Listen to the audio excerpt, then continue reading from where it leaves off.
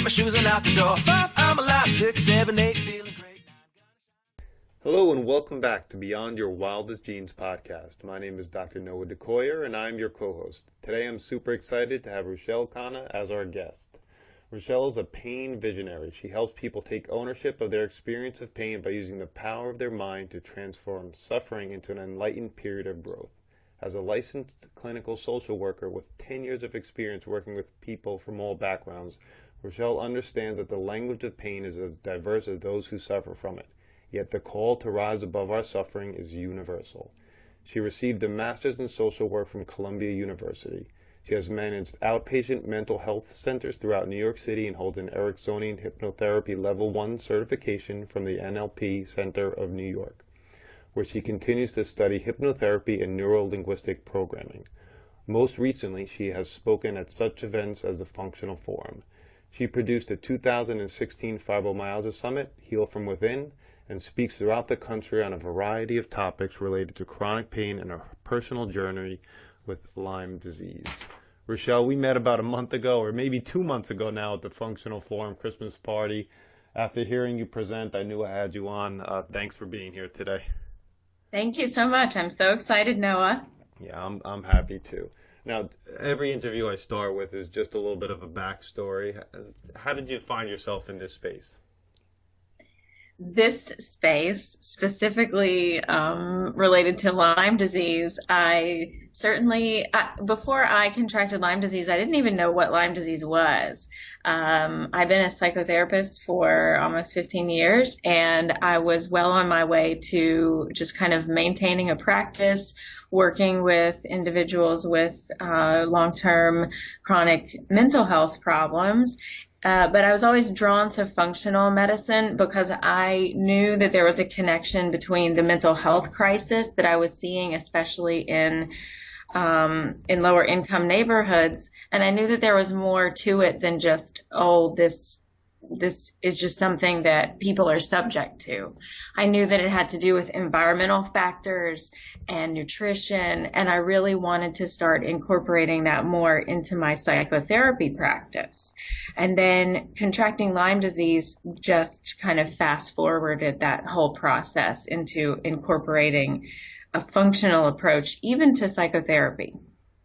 Oh, that's fascinating. What drew you into what you are and who you are today?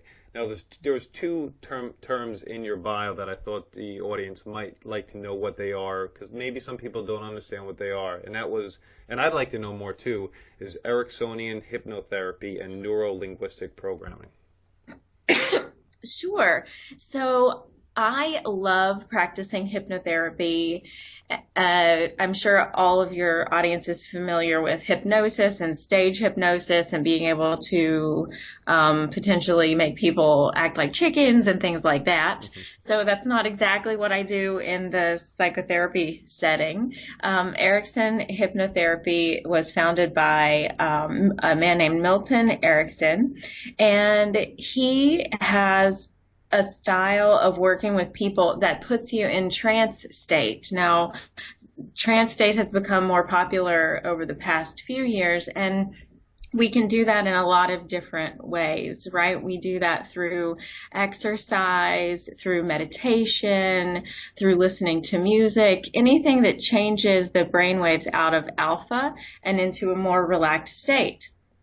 So Milton Erickson did this through a form of guided meditation. So I like to explain hypnotherapy as a combination between anything that you do to put yourself in trance state and verbal guided meditation. So when you come into a hypnotherapy session, my goal is to help you go into a very relaxed state and to help you absorb the information that's needed for the life that you want to live. So for example, I treat a lot of people with severe anxiety or panic. And for people that are very much in their head and thinking too much during the day, they respond very well to hypnotherapy because it gives them a chance to not have to do anything. They can just try to relax. And it's a lot of fun. To me, it's the most fun form of psychotherapy to do because I leave in a trance state. I'm relaxed, you're relaxed, and we both benefit from it. We're kind of in it together.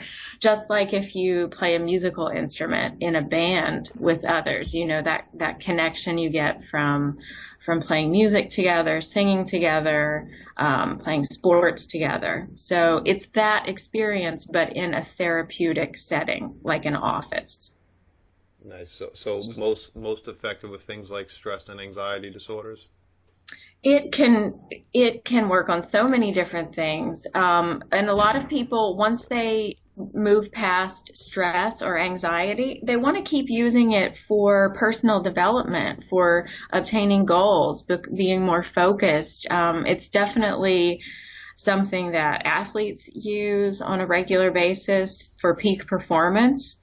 So it helps with sleep. I've treated a lot of people with insomnia. So it really is a pretty diverse, but for anxiety, it's an excellent tool. Beautiful. That's great to know. Now, I know Tony Robbins is huge in neuro-linguistic programming. Can you explain that for our audience as well?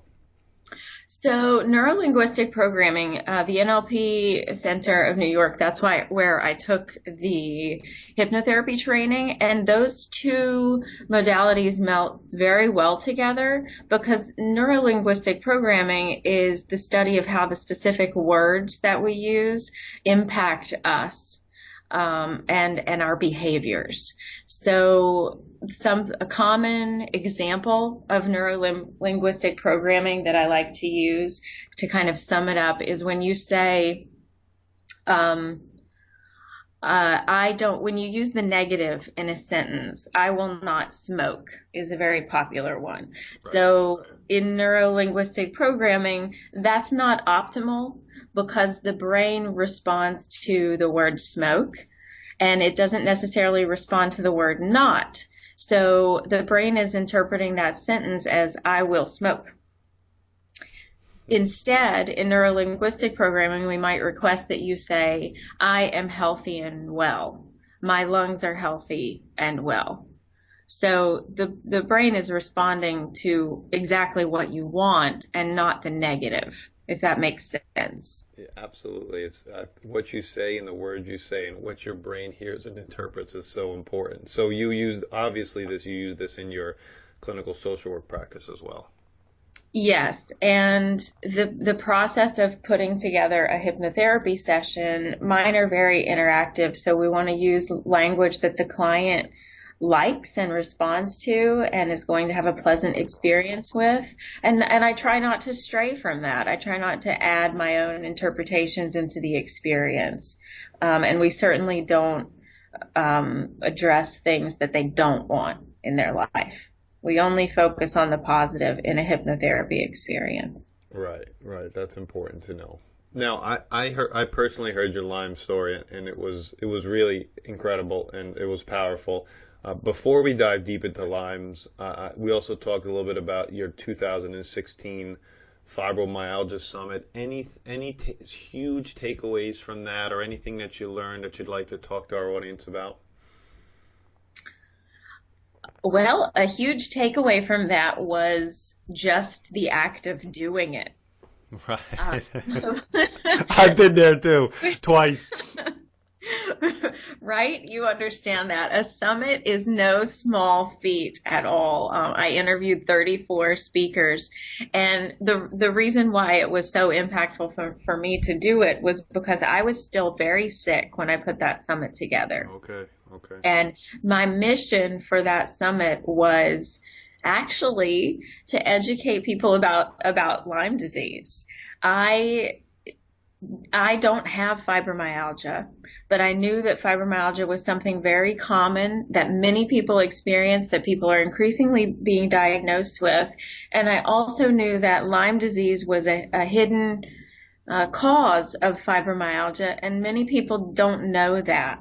Right. And we know in functional medicine that the cause is everything and that we don't want to just treat the symptoms. So my mission with the summit was to educate people about Lyme and about some of the other causes of this thing that we call fibromyalgia, which is merely a symptom. There's no obviously pill for fibromyalgia because that doesn't make sense in functional medicine world, right? We deal with systemic problems that can't be cured with an acute pill model. Totally agree. So my biggest takeaway from that was the power of people to heal themselves. Many people on the summit had healed themselves after they found the root cause of fibromyalgia for them. All right, so now let's talk about your healing journey, and you can let's hear that functional in 5 talk in a mini version on your story of Lyme's, because it's fantastic. Oh my goodness. Now you're putting me on the spot here. Mm-hmm. Okay. So yes, my Lyme disease story, I'm going to mix it up a little bit and tell you a little bit more than what I did that day. Great. But my Lyme disease story probably started several years before I actually knew that I had a serious problem. I was your classic young woman who I actually treat every day now in the city. I was your classic young woman who had moved to New York City, was overworked, lonely, drinking too much, and generally not taking care of herself at all. And I had severe insomnia. I had some anxiety, but I was really, really not taking care of myself at all. And that went on. I got good jobs. I was working 10, 12 hours a day.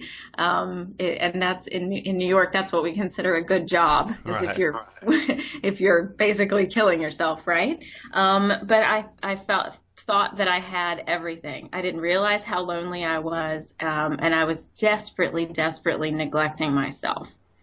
So then I met my husband, and we had started going back and forth to India.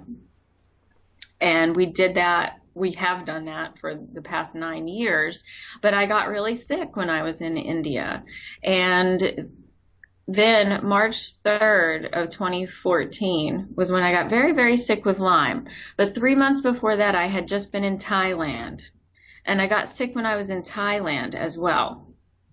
A couple of other things. My father was dying of cancer, or we thought that he was dying of cancer. He's actually still alive now, thanks to Chinese and functional medicine. But that's maybe for another podcast. Yes. And he was overprescribed medications that he didn't need, and he fell asleep while he was driving my mother to a doctor's appointment, and they almost died in a horrible car accident.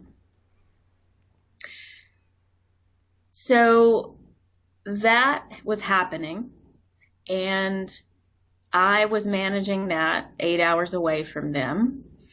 And I went to the gym one morning, the morning of March 3rd, 2014. I thought at that time that I was the healthiest that I had ever been in my life. I had started what I thought was doing everything right. I was working out really, really hard. I was doing CrossFit 5 times a week. I was eating the best that I ever had been. But the one thing that I was horribly neglecting was the fact that I had a limit. So I went to the gym that morning. I back squatted. I was so proud. I back squatted the heaviest that I'd ever back squatted in my life. It was almost twice my body weight. Mm-hmm. And I noticed that my neck got a little sore after that. And I thought, well, that's weird. I'll head home and hop into an Epsom bath, and that'll be the end of it. But instead, I came home and I fell into seizures that lasted for 9 days. Mm. I didn't sleep, maybe an hour or two here and there for 9 days. I didn't eat. I started to experience shocking nerve pain all over my body. I couldn't stand up, and my body was seizing out of control. I lost the ability to lift my head. I lost my vision and my hearing throughout that period. I was taken to the emergency room twice. They thought I might have meningitis, and then no. And really, you know, nothing is wrong with you. There's not really anything that we can do for you. And I was sent home. So I knew that if I didn't sleep, that they were going to have to take me to a psychiatric hospital, because I wasn't going to be able to, I was going to have to be sedated if I didn't sleep soon. Because around day 5, I started to hallucinate, and I really didn't want to go into psychiatric care because I knew that I didn't need a shot of trazodone.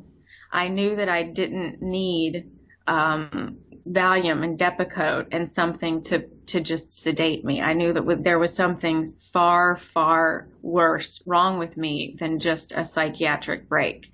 So I don't know how, I absolutely don't know how, but I stumbled upon an osteopath who was also a psychotherapist. Mm-hmm. And she practiced psychotherapy, a form of psychotherapy called internal family systems therapy. And I went to her and I asked of her that she please not think that I was crazy, and please just give me a chance, because I was educated. I am a therapist. I know that something is wrong with me beyond just a psychiatric break. And if she could help me sleep, then that I wouldn't have to check myself into a hospital.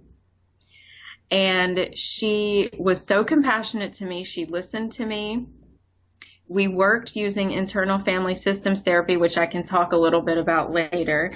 Yeah, sure, and I was able, within a couple of days, she gave me an herbal supplement.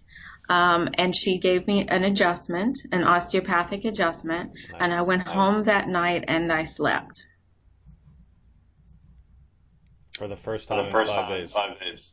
Yeah.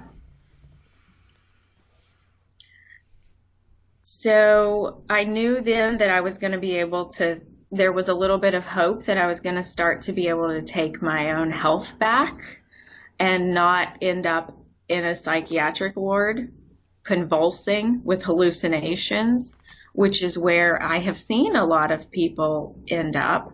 And people write individuals off as, well, we don't know why that happened.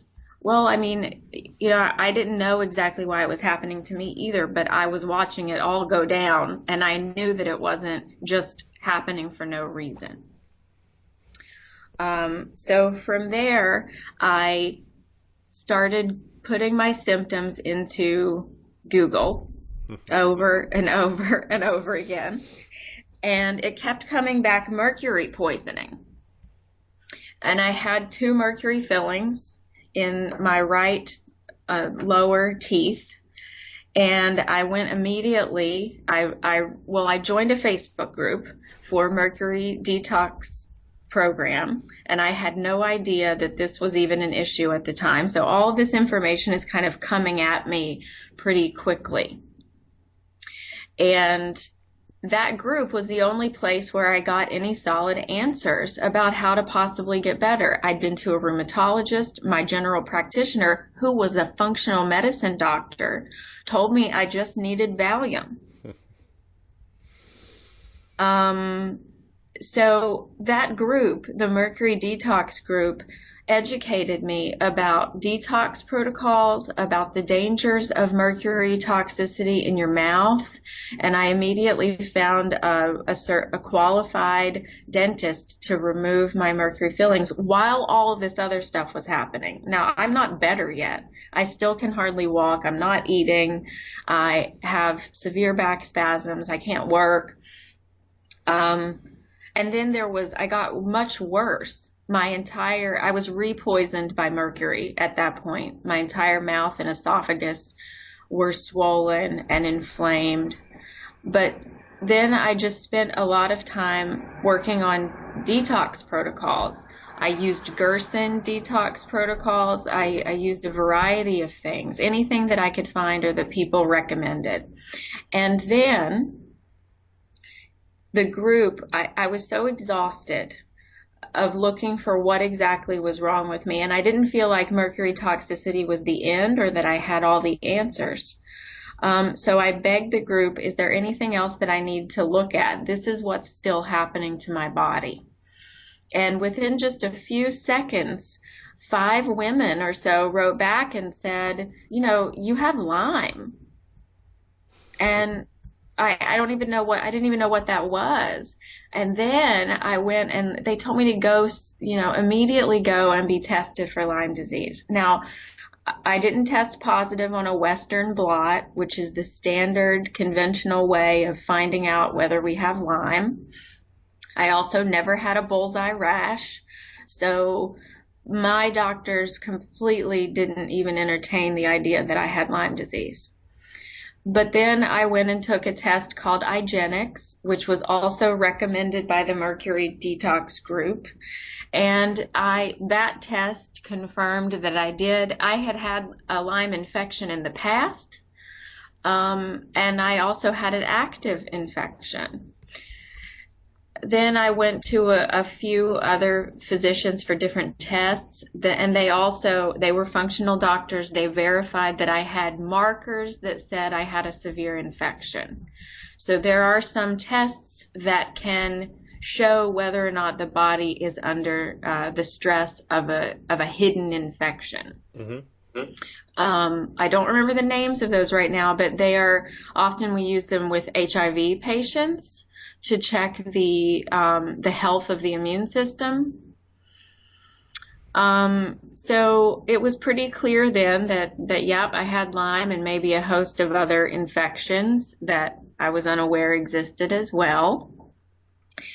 And I started, and that was only the beginning. And if there's anybody listening who knows someone who has Lyme or has experienced Lyme themselves, they already know that you're looking at tens of thousands of dollars to try to get better. Right. And that is the current answer. So my husband was so supportive, but really had no clue how to advocate or look for resources or anything of that nature. I was the one that knew how to do that. So during this time that I was very sick, I was on the phone with doctor after doctor after doctor looking for the right protocol to help me with my Lyme. And at the end of the day, I didn't think that I wanted to start down a road of financial ruin right away. I didn't want to, if I had to, I guess I would have gone ahead and dropped $5,000, $10,000, $15,000 on a protocol either in the United States or in Europe, but I didn't want to have to do that. And I don't know how, but I found a doctor in Midtown, a Chinese physician, and he was so reasonable. And I said, well, I'll just start there. And if that doesn't work, then I'll go for the super expensive route. But at this point, I'm desperate. I'll pretty much try just about anything, which I had already ran through upwards of $10,000 at this point, right. Just looking for testing and things like that. But this man, and this is why I love the direction that functional medicine is going in. He doesn't claim to be a functional doctor. He's just doing what he's always done based on the way Chinese medicine operates. And he has a very reasonable fee to see him, and then you only pay for supplements, the treatment. You don't have to pay another fee.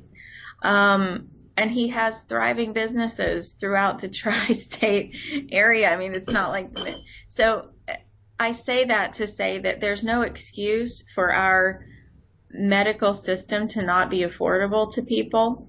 This particular protocol saved my life, and it was affordable. I'm certainly not saying that that's the case for everyone. For some people, they may require antibiotics. They may require a protocol that is currently more expensive. But I wanted to share my story because it's possible to get better. There are resources out there, and there are increasingly more resources that are willing to help you wherever you are, to help you meet what you need to get done, even if you have limited resources. There's so many things that you can do for Lyme disease without dropping $10,000 or $15,000. Yeah, there's so many lessons to your story. One being that you had so much trauma and stress prior to this massive aggravation that you had, that you needed proper testing and that you needed to find the right doc that fit to your scenario. So tremendous lessons in your story for sure. Do you still see this Chinese medicine doctor? Do you still work with him? I have been officially healed for almost a year, I believe now. So no, I don't. And the thing that I love about Chinese medicine done right, they will tell you no. You don't need that. Why are you overdoing it? Because overdoing a treatment or overdoing something is just as bad as underdoing it. And they basically kind of kicked me out. Like, you don't need to come here anymore. Why would you come back to see us?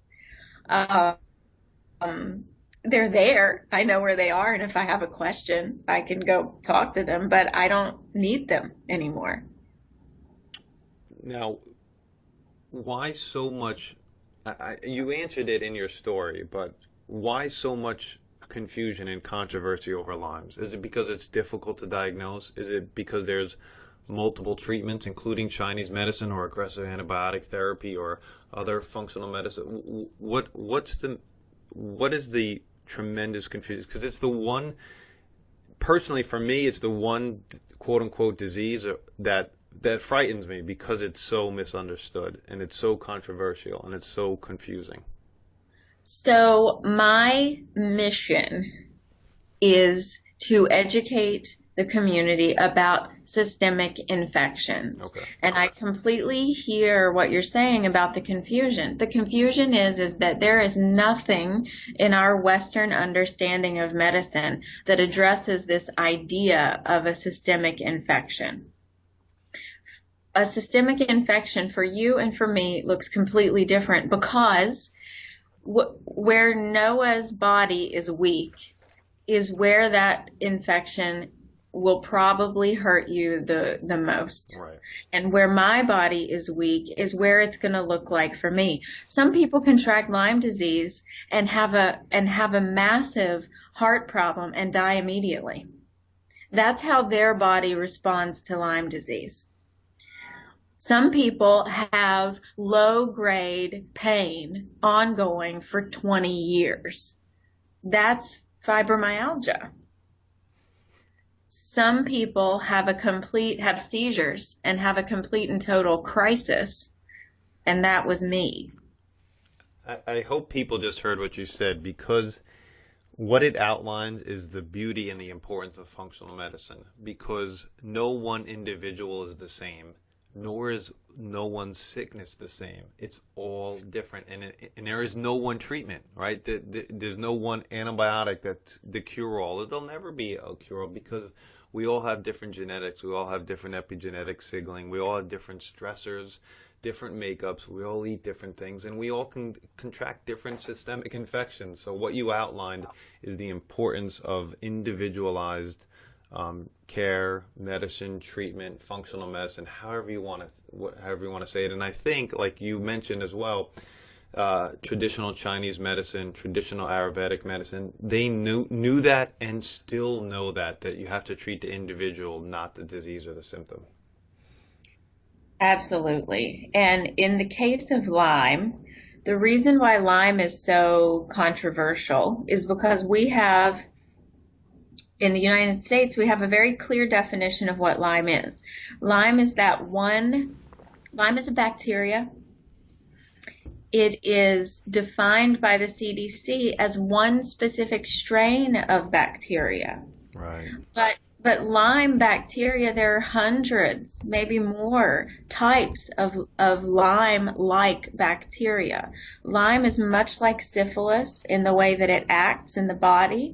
It's a corkscrew-shaped bacteria, but it can also morph into different shapes. And when you teach a medical student that Lyme disease means this one thing, and you completely disregard the rest of the science behind what Lyme alone is, there's no way you're going to have a healthcare system that can treat that problem, much less the fact that when we say Lyme disease, we also lump other infections into that word, such as cat scratch fever. Bartonella is cat scratch fever. I also had Bartonella. Bartonella causes severe rage in people, causes severe psychiatric problems. We have no way to test for Bartonella. Here's is it, I guess maybe the answer is why I think all disease and chronic illness is raising. Why is there such a rise in Lyme disease? Is it because the society in general is just becoming less healthy? Is that the simple answer, or is there more to it than that? Well, again, we might need another podcast for that one. So, but the beginning is that, look, Lyme is spread by ticks. On a very practical level, the way Lyme is spread, so things we can't control, right? Ticks are all over the world. Lyme is found all over the world. We are encroaching on our environment at a rapid pace. People in Lyme, Connecticut, in Boston, in New England, everybody there lives with Lyme, has lived with Lyme. And I don't know the exact research on this, but when we are in nature, exposed to nature, we're around ticks more. So that's one thing, right? We're growing as a population. We're entering into places, into forests, into areas that, we didn't live there 20 years ago. That development wasn't there. Right.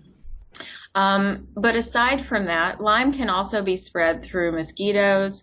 It can be an STD, and that's these aren't simple things to understand because of the nature of Lyme. Lyme changes its shape, so it can go in and out of our bodily fluids. So for example, I could take a test today and it would show that Lyme was active in my body, in my bodily fluids. And tomorrow it wouldn't show up, because the spirochete had changed shape and hid from the test. Right. Now, we probably don't have time to get into all of that today, but if you want to do a little more research on the nature of testing for Lyme, that's one thing. The other thing is, though, I think compromised immune systems is a major problem in the U.S. and abroad. Agree. I mean, our babies are being born with a lot more environmental stressors from a lot of different things, and our bodies are expected to fend off much more than what we had to fend off in the past. One thing that I am really interested in is, how is it that your neighbor who lives in Connecticut never contracted Lyme disease, and she walks through the same place that you walk through and goes to the same places that you go, yet you have Lyme? My guess is that you both have Lyme, just like you both have Epstein-Barr, and her body is doing something a little bit differently to help keep a balance. That's my guess. I'm a chiropractor, and the person who discovered chiropractic, Dee Palmer, said a quote basically like that, and developed a lot of our philosophy off that. Basically, why is the same person sitting in the same place, eating the same lunch, doing the same job, and one person is sick and the other person is not? And that same question is a very common question to ask, look at, and ponder throughout the functional medicine world, for sure. It's a very important question to think about, because that's where the answers lie, for sure. Uh, Boy, I have so many questions for you, and you're right. This is a multitude of podcasts. Okay, here's my question. You obviously have a unique approach because you healed yourself. You had an incredible journey. You have incredible training and licensed clinical social work. If somebody's looking for a different perspective and they want to reach out to you because they've heard your story, know you're different, know you look at things differently, how do they do that? Oh, how do they connect with me? Yes. Yes, so they can find me. Um, so my website, um, probably the best way to find me, Noah, is to find me on Facebook under my business page. Okay. I also I practice at the office of Linda Garcia Rose. So I don't think that I told you that. So my psychotherapy practice is under Linda Garcia Rose Psychotherapy. And that's where people can find me in New York City. So if you are looking for a direction, I'm happy to point you in the right direction. And that part is not anything that I charge for. I have a psychotherapy practice. I see people with Lyme, but I see other things as well. My mission this year is to speak throughout the country about Lyme disease.